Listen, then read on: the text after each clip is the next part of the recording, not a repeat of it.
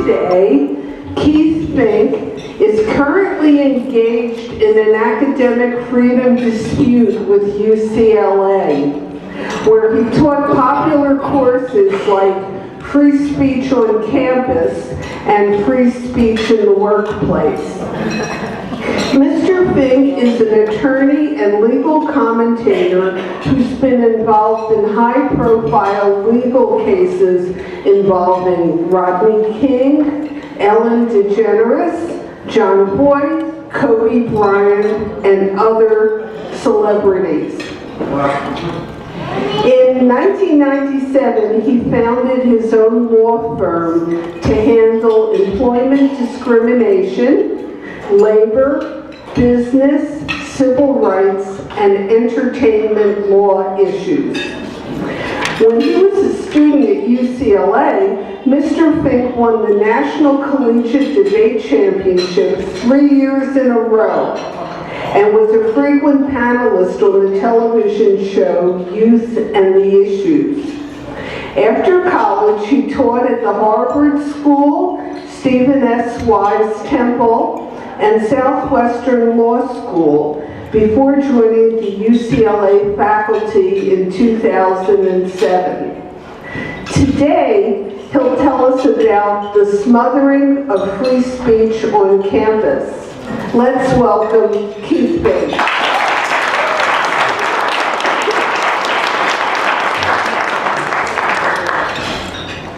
Thank you for that nice introduction and for inviting me. It wasn't too difficult to turn down an opportunity to speak to an organization which has a gender ratio like your organization.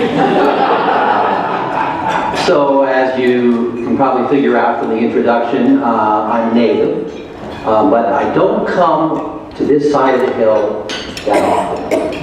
Okay, when you live on my side of the hill, as you know, you're on that side of the hill. And I really haven't been back here since I taught at the Harvard School, and it would be in the early 80s. So thank you for having me. It's a broad topic, the suppression of free speech on campus.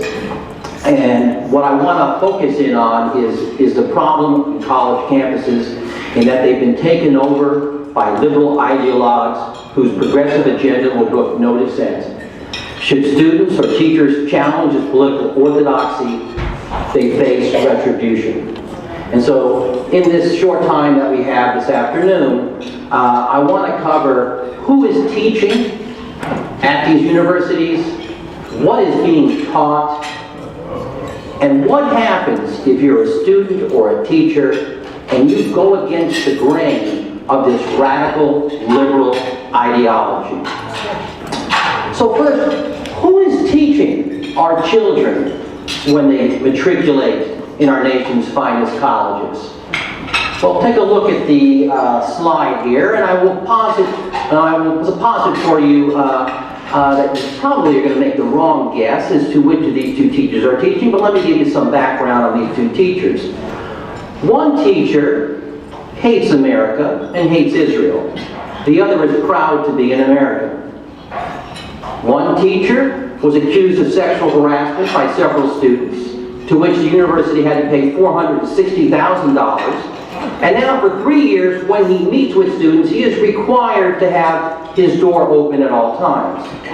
The other teacher empowers women in their rights, teaches them about Title IX, is a support person for them in Title IX sexual assault hearings, speaks to women organizations at UCLA. One of these teachers teaches classes to which there are no students. Not surprising, because he's been accused of sexual harassment. In fact, the university, in order to have his students attend his classes, has to videotape the classes so the students can watch the lectures. The other teacher, so popular, that whether the classroom is 200 or 300, every single seat is taken. Now, which of these two teachers do you think teaches at the University of California, Los Angeles? Well, there you have it. Now, what can be the thread which will have UCLA keep that teacher and not me, the second teacher?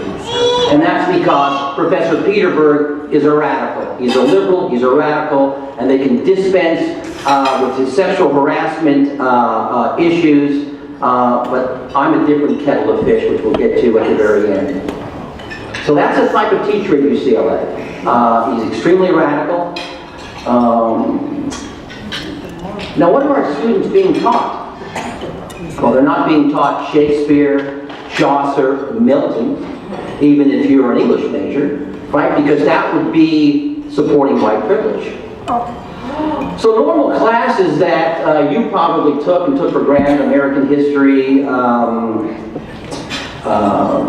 probably don't exist at many universities. Instead, schools like UCLA teach the following classes. Recently, when Trump was elected, Dean Gomez, who again we'll get to shortly, because Dean Gomez was the decision maker to boot me out of UCLA, Dean Gomez decided to give teachers $1,000 if they would create anti-Trump courses. Wow. So there was 8 anti-Trump courses UCLA created. One was entitled Bullied by Trump's Tweets. If that, nobody was offering me $1,000, America is great, Trump will make America greater. So you have anti-Trump classes. You have my department where I was the only conservative, and I used to teach the free speech classes along with other classes. So those classes have now been jettisoned. There's nobody teaching those classes. Instead, the Comm Studies department has these classes.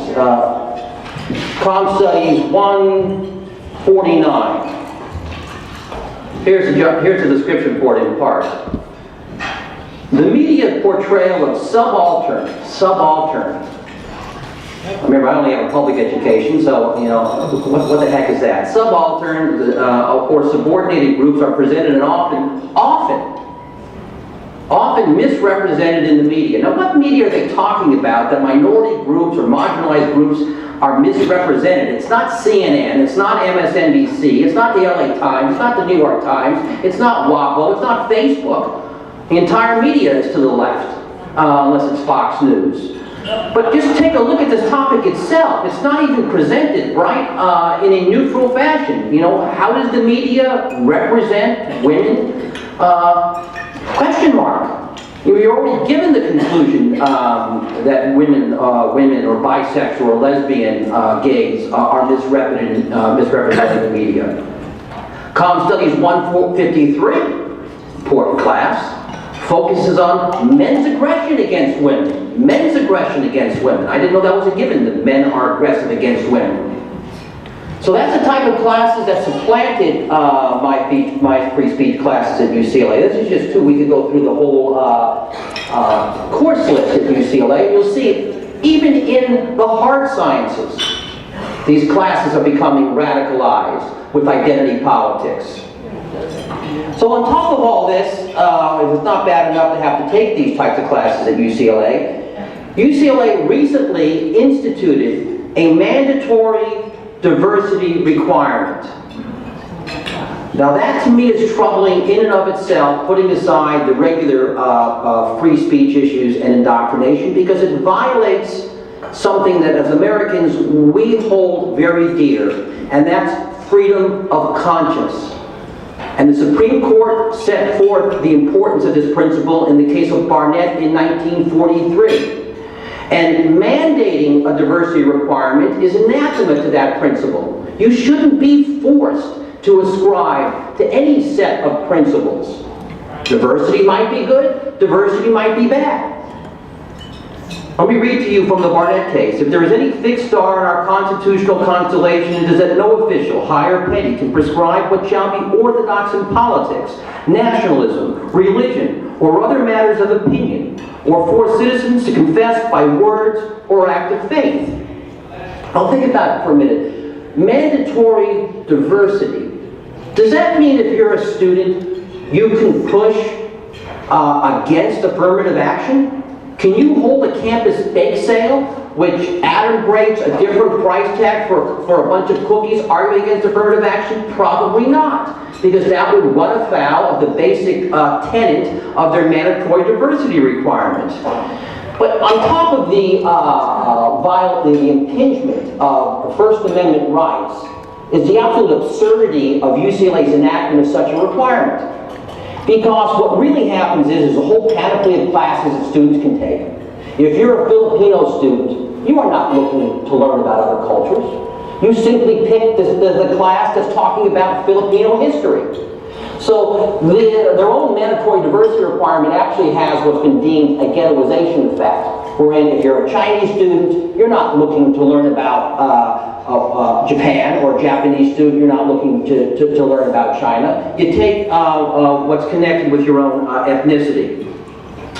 So you've got these extremely radicalized classes with radical teachers, but even a plain vanilla class, teachers are pretty much mandated to have something, these concepts called trigger warnings, safe spaces, and eschew microaggressions. On my syllabi, none of these. I trigger warn any opportunity I can. And in fact, this organization, I mean, there were so many triggering things happening, was similar to my class. So when I teach this case called Tinker versus Des Moines, Iowa. Tinker versus Des Moines, Iowa was the famous black armband case during the Vietnam movement. Students came to school wearing the black armbands. They protested. Those of you who are in high school, this is the seminal case that gave students First Amendment rights. High school students do not shed their constitutional rights at the schoolhouse gate. So every class I teach, before my class starts, I play my students a song that links into the theme of my class. Okay, I always a method to all of my madness. So your presentation today reminded me of the last time I taught this. I happened to play Leon Greenwood's song, God Bless the USA. Okay, and it came to the first day of class because I knew it was triggering. Well, number one, you can't use the word God, and you can't certainly praise God or show respect for God. That's triggering. How dare you? Number two, praise the United States of America. We need to divest from America. That's the general theme and belief of university professors and administrators. And on top of that, I happen to choose the video from God Bless the USA, which showed Donald Trump in the background. There are 3 triggers in 2 minutes. And I kid you not. And this was my TA, it was a law student at the time. I had a student in the front row, looks could kill, I would have dropped dead on the spot. I don't know how she hadn't heard about me, but this was the class not to take. Trigger warnings and safe spaces, there are a lot of reasons why I'm against them. One, I believe they infantilize students. Second, the real world, it is not a safe space. In the real world, you do not get a trophy for participating. You need to lose. You need to learn in life early on to lose. There are benefits in losing because you're not always going to be a winner. You work harder. You need to learn how to accept defeat. So I don't believe any of these concepts, but these are all pushed by the university as mandated criteria in all teachers' syllabi. So that's in a nutshell what's being taught, who is teaching. Now here's what you're not hearing. You're not hearing any outside campus speakers at all give conservative thoughts. I wasn't going to talk about this, but this just happened 2 days ago. This is timely. So Milo Yiannopoulos, who is a conservative, he used to be at Breitbart, most of you probably know about him. He was going to speak for the Broome Republicans upcoming, and there was pushback by those people on campus, even the conservatives. There was a conservative professor, he wrote an open letter saying, people like Keith Fink, Ben Shapiro, and there was 2 other conservatives we see come, it's okay to have those people speak because they're not malicious. But Milo Yiannopoulos, he really shouldn't come because he's malicious. I don't know what that means, the definition of malicious. But even the conservative professor on campus didn't want Mr. Yiannopoulos to come speak. So he was going to speak on the 10 reasons, I think, why we hate Mexico. Probably a stupid topic, but he's an incendiary type guy. I don't think his message is that important. He's somewhat of a provocateur. But in any event, he was going to come speak on campus.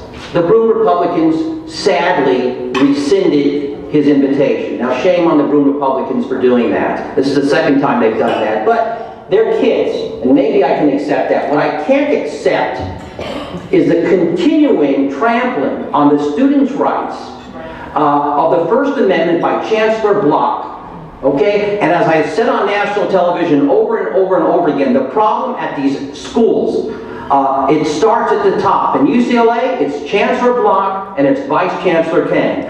So, on the heels of a speaker, a nationally known speaker, being disinvited means that those people who wanted to hear the speaker speak will not have the opportunity to hear whatever he had to say. Chancellor Block was filled with joy. And Chancellor Block sent out an email in part saying, his title was, Ideas Over Hatred. Mean-spirited, racially tinged speech is contrary to our values. Whose values is he talking about? They're not my values as a Bruin. They're not my values as an American. As an American, I support free speech. As an American, I support that speech which I hate. That is a time-honored principle. Shame on him.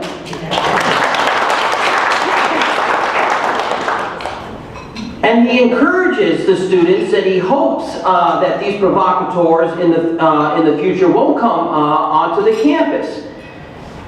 Chancellor Block knows what the law is. This has been a principle that's been set in stone for 45 years. Let me give you a quote from the seminal case. The mere dissemination of ideas, no matter how offensive to good taste, on a state university campus may not be shut off in the name alone of conventions of decency. The First Amendment leaves no room of a dual standard in the academic community with respect to the content of speech. So his statement to the students in connection with the disinvitation of Milo Yiannopoulos is flatly wrong constitutionally, flies flat contrary to any notion of Bruin values or American values. But students who are 17 or 18 or 20 years old, they don't understand the First Amendment. They don't understand the importance of allowing the Nazis to march in Skokie, to allowing people to demonstrate the Westboro Baptist Church outside of the funerals for fallen heroes, to allow trademarks for bands that have anti-Chinese names. This was a TAN case that recently came down, an 8-0 pronouncement. We've decided as Americans how important the First Amendment is, so shame on Chancellor Block. So while Milo Yiannopoulos might not speak at UCLA, while Heather McDonald can speak at UCLA, but basically UCLA will let students run all over her speech, UCLA applauds Jane Fonda. Jane Fonda, right, she should have been tried for treason. Jane Fonda, or Angela Davis, right, who ran from the FBI, right? I don't know how many serious crimes Angela Davis committed. Kidnapping, attempted murder, conspiracy to commit murder. Hey, but they are lauded, but conservatives are not. That's what you have on a university campus. So now let me give you some examples recently, because we've gone over who's teaching, basically what has been taught. What happens when students run afoul, students and teachers run afoul of this progressive ideology? So actually, as you heard my background, I was a star debater for the college. I came in because the chair of the department invited me in 2007 to come back and teach at my alma mater. Nobody had any idea that I would be a lightning rod.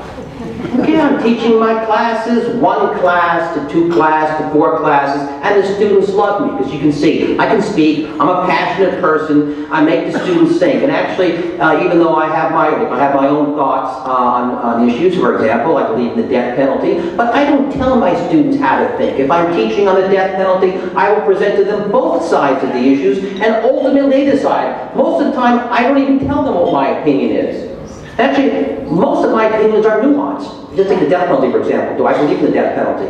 If somebody's IQ is 62, perhaps I don't believe that person should receive the death penalty. If somebody is 14 years old, perhaps I don't believe that person gets the death penalty. But my ideas, I always say, they're not important. So, in 2011, there was a student named Alexandra Wallace. okay? She did what many of these kids do nowadays. I heard one of your members, she was lauding social media. I hate social media, okay, but I'm not a millennial. That's why I didn't sign your book. Not that I don't want to be a part of your organization, I'm just not into the social media deal. Okay, but Miss Wallace, okay, she's a millennial. So Miss Wallace, I don't know, is pretty infantile. She was bored, she's a political science major. 2 minutes turned her life somewhat upside down in, I think, Powell Library. She did the Asians in the Library rant. It's a pretty tame, not that bad in the grand scheme of things, rant. Stereotypes against Asians, and she conflated Japanese with Chinese. I don't know how she got into UCLA to begin with. Okay, so she did this rant. I happened to be in China at the time, but all my friends, I mean, did you see this, did you see this, did you see this? No, I didn't see it. No, I didn't see this. So, when this incident occurred, the reaction by everybody at the school was wrong. First, the students wanted to kill her. The students wanted to kill her, serious harm to her. If the university was going to take any action against any student, it should have been against those that threatened harm towards this student. The school newspaper, okay, which is extremely to the left, they should know the First Amendment did not support this student. But worst of all was an immediate rush to judgment by the administrators to find that she committed some conduct code violation and to have her expelled from campus. Again, Chancellor Block, his words, and he doesn't mince his words, he's highly educated, right? Every word in the English language has meaning. Not only didn't he like this speech, his words were, he recoils. Anytime a student, right, will use the First Amendment of free speech to justify such speech. Shame on Chancellor Block. That flies flat in the face of First Amendment and free speech principles. So I took everybody to task on this, and I supported this student, even though I didn't. Do I like what she said? No. If she was my daughter, I would be, somewhat disappointed after 19 years that I inculcated her such a poor set of values. If she's my student, I'd be somewhat sad, but I'm going to fight for her right for free expression, no matter how much I disagree with it. But UCLA is a microcosm of a macrocosm. This is happening all over our colleges. Similar incident happened at the University of Oklahoma. And this was off-campus speech. You probably saw this. This was 9 seconds where they were having a racial chant on a bus. Warren, the president, the students in that instance misused their free speech. How do you misuse your free speech? It's an oxymoron. There are very narrow exceptions to the First Amendment. Defamation, a true threat, obscenity, but not speech which you label offensive, racist, harassing, or hateful. Similar incident happened recently as well at Nebraska. And also at Alabama. You probably saw the Alabama girl, the sorority girl recently, about 2 weeks ago. But the principle is the same. All of those students had their First Amendment right to utter those comments, as abhorrent as we probably all find them. The second instance I want to post you to highlight is posters. It's amazing. Boy, UCLA really hates posters.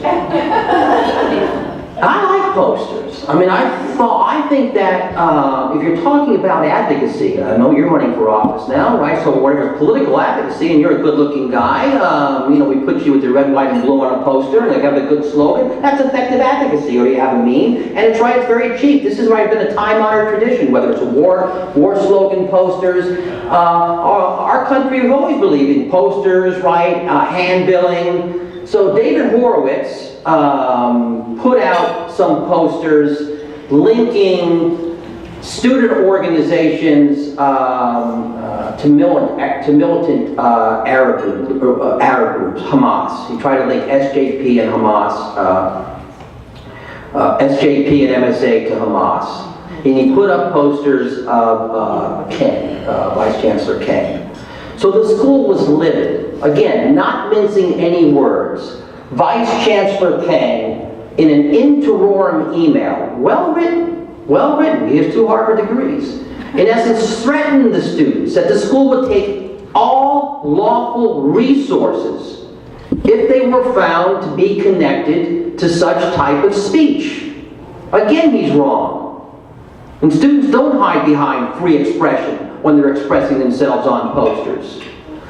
I'll tell you how interesting this poster thing is. I didn't realize how much they really hated posters until students started putting up posters to support me. Now here are some of the posters the students put up to support me. Okay, again, they're my students. They're relatively smart. So the hateful eight was really a genius one. They took 8 administrators and they said they were hateful and they had taglines under each administrator. Okay, it doesn't matter whether I endorse it or not. The students are entitled to that advocacy. Now I'm going through the newest piece of my farce of UCLA trying to hear my claims, and that's with the Academic Senate. So the Academic Senate at UCLA is composed of 5 people that are hearing my grievance that academic freedom was violated. I'm going to get to my firing in a minute. FIRE, which is probably the foremost nonprofit foundation in the country, looked into my matter, you can find this online, already determined that it appears that my termination from UCLA violates the First Amendment and academic freedom. So the Academic Senate has tried to get rid of my matter in different ways, but the most recent is interesting. After I submitted a 50-page brief, they had 4 questions for me. The first 2 questions: how did I contact the media? What were my connections to the media? And I scratched my head. What does that have to do with whether or not my termination was justified or not? In fact, that flies in the face of the First Amendment. I have a right to speak and speak on issues of public concern. But anyway, that has nothing to do with my firing. It's so upside down. And I was teaching in the Communications Studies Department. And the Communications Studies Department had issues when I went on Tucker Carlson. But the third one is, to me, the most shocking. Were you involved, or did you have knowledge of the posters? Oh my God. How is it relevant to my firing? So, of course, I didn't answer these questions. Again, they have just an absolute disdain for students' free speech rights. So since we have time, the last one I wanted to tell you about, so you guys are going to be going to college soon. Okay, not everybody is like me and you just spend your time studying Hume and Locke and Rousseau. You're probably going to want to party like most other students. Okay, all right, you go to college, okay, kids party, okay? That's fine, they're kids. So UCLA I have some photos for you here, they had a Kanye Western party. Okay, here we are again, a Kanye Western party. An immediate rush to judgment against these kids because somebody thought they had blackface on their face. Okay, Kim Kardashian has a large butt, so the students they were trying to make them look like Kim Kardashian. One had a large butt, and there's a Gold Digger song, so they put gold on the face. There wasn't anything racial about it, but even if there was blackface, that is protected speech. And I have another example there for you from UCI when the kids were doing a Justin Timberlake song. But just sticking with UCLA. So again, an immediate rush to judgment without affording the kids due process, investigating the facts, and then underscoring the fact that they're engaging in expressive conduct, entertainment expressive conduct, which is protected by the First Amendment. And those who have knowledge in this area know that this issue has been shut for years by a Fourth Circuit case. I actually teach this material, or taught this material for 10 years, and this was the George Mason case, was one of the cases that I went over. So again, Chancellor Block, here is his response. The party included some people dressing up as exaggerated racial stereotypes. This left many African American students feeling mocked and disrespected. Even if that was not the intent of the partygoers, it should not have been hard to foresee that this would be the reaction. This was poor judgment, and I too was offended. Well, you know what? Boo-hoo. That's too bad if you were offended. You know what? If you weren't brainwashed and it's having a safe space, you would realize that right in life there are certain things that are offensive. That's the nature of the beast. You just have to know how to deal with them. Okay, I saw just a few examples I wanted to give to you. So many of you have asked me about my situation. So anyway, that's how students are punished. Many students know that I'm a resource that they could come to when I was on campus, and I would fight for them. So let's get to my situation, because I think it's probably the best example of UCLA's refusal to allow differing thought and their intent to continue to have a radical agenda and the denial of anybody of basic due process. Okay, so most of you don't know me, other than you may have Googled me or watched me on YouTube before today. So you may say, say to yourself, well, Keith, we don't know that UCLA was wrong in getting rid of you. Okay, so just give you some facts. I'm a pretty well-known lawyer. In my areas that I teach, I'm a known national expert. Okay, the classes I teach are on free speech and employment law. I also, because of my popularity at school, teach entertainment law, and one which is basically a debate class. It's called Arguing Contemporary Social Issues. Well, I think that any dispute that in the subject matters that I taught, I am a national expert. I submitted evidence to support that, which seemed to be a given. I encouraged them to have legal people at the school sit in my classes. So the material I teach, I think there's no doubt that I have a command of. The students love me. That's not patting myself on the back. If I was not the most popular teacher on campus, I was one of the most popular teachers on campus. I went from teaching 1 class to 2 classes to 4 classes. And remember, I was a national debate champion at the school. I certainly can speak. I know how to make students think. I know how to argue. I know how to run a Socratic dialogue. Well, it's very difficult, I think, for someone to sit in my class and say it's not entertaining, students learn a lot, and the teacher did a good job. So 9 years go by, again, 1 class to 2 classes to 4 classes. I had the support of my chairperson, my chair people at the time. The first, as I mentioned to you, was the former chair when I was a student. He invited me to teach, Dr. Rosenthal. He retired, and then I lucked into having a religious conservative person as my chair, not my friend, but he just knew me, sat in my classes all the time. He thought he was a great teacher, but he said, hands down, I'm the best speaker in the department, and students universally come to him and say that I've been a very positive influence in their lives. It's one thing to teach students principle, whether it's the First Amendment principle or law on sexual harassment, but it's a different thing to mentor the students. So outside of my teaching, I always try to mentor the students if they want to confide in me whatever personal issues they have, perhaps things later in life, desires later in life. So there was really no problem for 9 years other than I knew there was a problem. Because remember, I started with my big mouth in 2011 when I came out in support of Alexandra Wallace. So I knew they circled me because they started to follow me. They started to follow me in speeches that I was giving. They started to put plants in my classes, so I knew that I was a dead man walking. Okay, now there was a perfect storm for them because my chair retired, and a Hillary Clinton supporter who hates my thoughts, right, because I would fit into that 153 paradigm, right, where men are aggressive. Men are aggressive in that I don't believe the rape statistics are 1 in 3, 1 in 4, 1 in 5. That doesn't mean I don't believe rape occurs. That doesn't mean I support sexual assault, because of course I don't. But in her mind, the mere articulation of conservative principles, due process, it's a nonpartisan issue. But my thoughts, she finds distasteful. She's never liked me since the day I stepped foot in the department. Well, she took over. She took over as my chair the very year I was up for this excellent review. Okay? First day I teach my class, she immediately cuts off anybody to enroll. She then moves me into a smaller class the next quarter. Okay, I'm not going to get into the whole thing, how they immediately try to put me in a bread box before they could officially fire me. But that was my introduction to this chairperson, whom I never met. I never met her.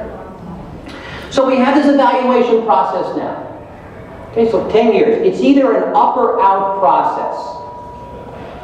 One of the largest factors in this process is student evaluations. So it's not a problem. I've had maybe 8,000 students. Okay, I find, I believe, 15 to 25 students to give me an evaluation. Okay, I submit those evaluations. Professor Johnson, the chair, she writes me back and she copies Dean Gomez and two people from office. Remember, Dean Gomez. Dean Gomez is the one that hates Donald Trump. Dean Gomez is the person that's going to decide my fate. She copies Dean Gomez. She tells me, Mr. Fink, or Keith, I'm not sure what you called me at the time, Mr. Fink, you violated the rules. You cannot solicit student evaluations. Okay, now you're dealing with me. You're not dealing with an 18-year-old kid. You're dealing with a lawyer that's read the rules, and you're dealing with someone who's going to give you a pushback. So I read the rule, and I write back, you're wrong. You're not only wrong grammatically, but on the flat rule itself, the flat rule itself gives me the right. Now, she doesn't write me back saying she's wrong. The person from Gomez said, oh, you know what? She didn't mean what she said, but I thought she's the chair of the comm department. Now, that's not what she, it's just they're given less weight. So, if you want them to be given full weight, you need to let us get the evaluations. Give us 10 new names. Okay, I'll play along. I give them 10 new names. They have a certain date where they now have to get these evaluations. That date comes. How many of those students do you think they sought to get an evaluation from me? Ah, you guys are not falling asleep. 0, very good. Or you were math majors in the day when math was actually real math. 0. Okay, well, of course I find out because they're my students. Okay, but so I'm going to paper the file best to help myself because I want to continue to teach. As bizarre as it is in this cesspool. So I get these 10 additional evaluations and I send them in. But Keith, you are not following the script. We told you. If you submit these on your own, they're going to be given less weight. And I go to my team. I mean, come on. This is insane. And he convinces me to give them 5 or 6 new names. One student, because she and her brother took all of my classes and they loved me. They really thought I was a positive influence in their life. She took the time. I mean, you just think about it. When students or people ask me for letters of recommendation, you don't spend that much time. And their kids, how much time? She must have spent hours going over the criteria. She wrote me an unbelievable letter, assuming somebody would read it. So my file, all the evaluations that they finally got, but one made it to the file. Guess which one they left out? Well, that's the one that was great. Well, that was a student evaluation piece. Okay, so they were trying their damnedest to make sure my file had very little positive things from the students. Okay, but perhaps that's not the most bizarre aspect of this Kafkaesque process. So they asked at the beginning of the process, Keith, set forth those who you think are biased against you, and set forth those who you think are the best to adjudicate you. So I set forth, just like they asked, those who are biased against me. Now, why would you think they would ask me to set forth those who are biased against me? So those very people can be involved in the process to judge me? Makes no sense. Those who are biased, right, then would be recused. Well, sure enough, I listed Professor Johnson, her henchman, the vice chairman, Greg Bryant, and another radical in the department. So I listed 3 folks. I listed all sorts of law professors who could evaluate me. I listed my former chair, who I know had sat in my class before and who thought I walked on water. I listed my former debate coach, who's seen me teach for 40 years. Who does my evaluation? Well, you can guess it. It's got to be one of the 3 people I said was biased. Who else would do the evaluation? So they chose a guy whose expertise is in dolphin communication. He knows nothing about any of the subject matters I teach. He knows nothing about the Socratic dialogue. He knows nothing about lawyering. So he slinks into class the very last day. He doesn't even come and say, hi, Keith. Hi, Professor Fink. Nice to meet you. I'm going to sit and review your class. So he sits with his own agenda. He sits in the back of the class and he does the review. Well, God was smiling on me that day because my college debate partner happened to be in class that day. And I also tape recorded the class that day. I did this for my own self-protection. So he prepares a 3-page dishonest evaluation. Of course, Professor Miller's there. He submits his own real evaluation of the class. I'll just give you one low light. He didn't like when I went over, for example, the Republicans in Santa Barbara were protesting transgender bathrooms. Again, my opinion on the transgender issue is irrelevant. My point in bringing it to class that day, because it was timely, was this was a free speech issue. And again, shame on the university if they're saying that students cannot engage in that type of speech because it goes against the GBT&L agenda, their progressive agenda. So he, in his review, went over all of my examples. He kept saying that I pushed my own agenda too often, and he used this word unwelcoming. My style of teaching was unwelcoming. And he circled one student that I called out by name as the Bruin Republican. Well, he happens to be here today, that's a Bruin Republican. Now, I only know that that student's a Bruin Republican because he outed himself in class. When Milo was disinvited the first time, I asked, does anybody in class know why? And this student offered up an explanation. Well, how do you know? He said, I'm a Bruin Republican. Well, you outed yourself, I didn't. So, again, to keep the levity going in my class, because for 3 hours you got to be entertaining, I just referred to him as a Bruin Republican. He took all my classes, he loved the Socratic dialogue, no issue. So in class I referred to him as the Bruin Republican. Now he thought that that was, the whole dialogue with him interacting was unwelcoming. Did he ever speak to the student? Of course not. He just used a loaded word, a loaded false word. That was just an example. So we took his 2 or 3 page review of the biased person. I submitted a 48-page response which destroyed it. Because remember, I taped it, and I'm a lawyer, and I know how to write, and I know how to think, and I know how so I ripped it to shreds. Again, but what does it matter? The fix is in. This is a game. Again, the fix is in. All right. So now it comes time for them to have the meeting of the department. These are folks I've never met. So I asked, can I go meet these folks that are going to decide my fate who I've never met? I've met my prior boss. I've never met anybody else. I didn't meet Brian because he slinked in. I also asked, can those folks, again, be recused? UCLA says, no, there's no recusal. So those 3 people I say are biased, they're going to vote on my issue. UCLA refuses my opportunity to meet with these people, because they don't know me. My opportunity to, this is me, this is who I am, my teaching, how much I love the kids. They have the meeting, the decision was 3 to 3 to 3. 3 for me, obviously Professor Rowling, and he got 2. 3 against me, we can all guess who those 3 were. And 3 abstain, right? Because there's so much hair on the Fink dog that probably 3 wanted no part of it. But again, the system is a joke because it wouldn't matter if it was 9-0, it's just a recommendation. And they don't even make a recommendation.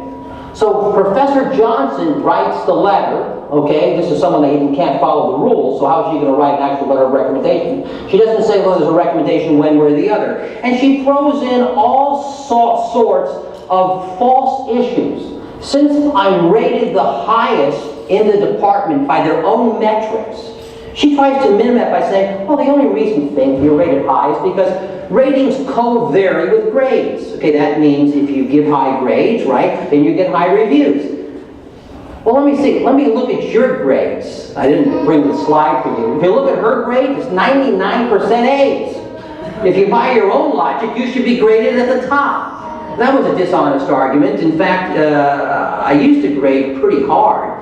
Normal, like we all grew up with. We grew up with A, B's, and C's. That's the way I was trained. I taught at law school where there was a regular curve. The only reason I morphed into this grade inflation, which I concede I did in part, is I was told by this very department, you can't give the grade you're giving because nobody will take your class.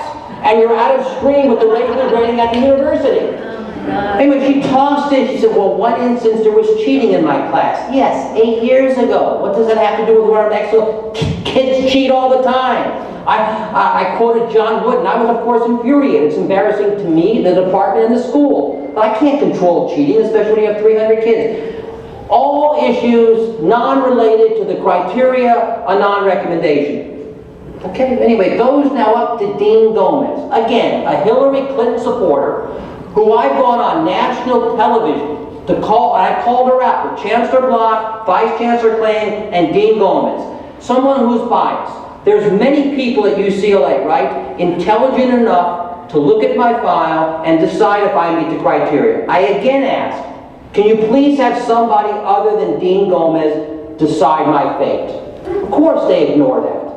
Now you would think after 10 years, right, of service, and I started at no pay, I did this for no pay, pure love of teaching and pure love of being a positive influence in kids' lives, you would think after 10 years, right, I would deserve to get a reasoned decision. Well, this is the UCLA way. So here is a decision. It consists all of 2 sentences before thank you and have a good life. Where's the reason? There isn't a single reason. There isn't a single reason because there is no reason. It's impossible to justify letting me go. I submitted, the first point to her is I asked her to recuse herself and she ignored. I then followed their own criteria in 7 pages, and it's clear that I surpassed the excellence criteria. So that's why she couldn't set forth any reason. It's not only dishonest, it's unfair. It violates any concept of due process. So that was the decision that the school made. Do we have time? Because there's a lot of interesting points. I can keep going on. I wanted to say, okay. So anyway, so that was the decision that the school made. So then the students started to, this happened, the students started to support me. So remember Professor Peterberg? All right. So the students decided to put up a website, support Keith Fink, or the Keith Fink petition to support Keith Fink. Every time I would go on Tucker Carlson or Fox, there'd be thousands of people that would sign up. So if you look today, maybe we did a speech, and I know I waived away all my rights, my intellectual property rights to this person that wanted to sell my mug. But any time I would give a speech, thousands of people all over the country, and really it's a nonpartisan issue, would want to support me. They would sign up for the petition. So if you look tonight, maybe there'd be 5,002 people supporting Keith Fink. All of a sudden, if you looked at 3 a.m., it's down to 4,880. And then you looked at 5 a.m., it's down to 4,666. Well, how can that be? How can people be dropping off? They signed up and they dropped off. There's a computer person here. They're being hacked. It's being hacked. Now, who would have the motivation to hack the support for me? Well, I'll let you guys remember, just like my students. You read your own conclusions. I only think there's one. It was probably somebody was given an envelope to get to somebody in India to hack my site. Now, if that wasn't bad enough, people could put comments on the site. Now, this person's name is Milan Chatterjee. Milan Chatterjee is another one that's rights were violated. He was run off campus by Vice Chancellor King. He had to finish getting his education at NYU. Milan Chatterjee he's a very smart kid. He put an interesting comment, because just like I did, he compared and contrasted Fink and Peterberg. Now, somebody didn't like that comment. How can Fink be gone but Peterberg be there? All of a sudden you see thousands of comments by Tom Johnson, Becky Johnson, Sarah Johnson, Phil Johnson. There's nothing. Now, why would somebody have thousands of comments? Well, so you can't see the comment by Chatterjee. This is called a bot. Okay? Somebody employed a bot. Now, who would have the motivation to put a bot seconds after this came on? Again, I let you guys, sophisticated audience, because we know we have women Republicans here, so you guys reach your own conclusions. So that was another of their dirty tricks. Russia. We have to wrap it up. Okay. Let me go. Okay. Do I have 3 minutes? Okay. So let me. All right. I was actually going to end on Peterberg, but I'm not going to end on Peterberg. So let me tell you. Look, I have a nice life. I have a good practice. I enjoy myself. And so I hope you guys are moved in part by this, because I speak because I care about these issues. I care about our country. I care about our youth. Okay, and these are very important issues. I care, of course, mostly about UCLA, because that's the school that I went to. And I'm in touch with those kids, and I can be a positive influence in those kids' lives, and I want to be a positive influence in those kids' lives. So, if you enjoyed my speech, that's good. Then you should, I guess, give more money to your organization. But if you enjoyed my speech, you really should do something. Because if you don't do something, they came after me, but I survived. They're going to come after somebody else, and this is just basic unfairness. If you were me, and they did this to you, how could you pay your mortgage? How could you take care of your kids for doing nothing wrong? And so just give me 2 more minutes, because what I say, first they came for me and you didn't do anything, they'll come for somebody else. So Justin Gelheiser, this was advice, Justin Gelheiser was a TA in my department. Never met him. All the students would tell him, Keith Fink is by far and away the best teacher in the department, just like Professor Goldman. He sat in on my classes, thought I was a great teacher. When I was fired, again, without having met me, he wrote to the Academic Senate supporting me. Do you think that was a smart move? Remember at the beginning? There are radicals here, and they'll stop at nothing. So what do you think happened to Justin Gelheiser? Weeks later, he gets called in by the Comm Studies Department, and they threaten him with a phony sexual harassment complaint. If you don't leave the department, we will destroy you. The 34-year-old PhD candidate, we will destroy your career. These are evil people. Anyone involved in that is evil. Evil. They need to go. UCLA engaged in a massive cover-up of this. So Justin Gelheiser was lucky that he found me, because I now have a nonprofit, and I don't really advertise it, called the Foundation for Accountability in Higher Education. We filed a complaint with the Department of Education. I'm fighting for teachers and students. So the Department of Education has opened up an investigation into UCLA's actions with respect to this student. So, look, you guys saw that Trump's travel ban got shut down again by the Fourth Circuit, so actually, there's very interesting words in that opinion, just came down a day or 2 ago. When we compromise our values as to some, we shake the foundations as to all. And those are pretty eloquent words in that opinion, and I believe that. So I believe that the principles that I'm fighting for, that I've told you about here, are something that you all should fight for. If you're a donor to UCLA, I'd stop giving them money. I would write to UCLA, tell them, if you don't get conservatives back on campus, or Professor Fink, or get a justification, that you're going to speak out. And again, it's not for me, it's for others. It's not only for our kids, but it's for other teachers. So I thank you for having me. Anytime you want me back, I'm happy to come. And if I can help you professionally or personally, feel free to call. Thank you. I wanted to maybe open it up to 1 or 2 questions, but not from us. Not from us. Is there any questions that you guys have? Some of the kids in the room that are facing, liberal teachers. Do you guys have any questions about how to fight them, what to do?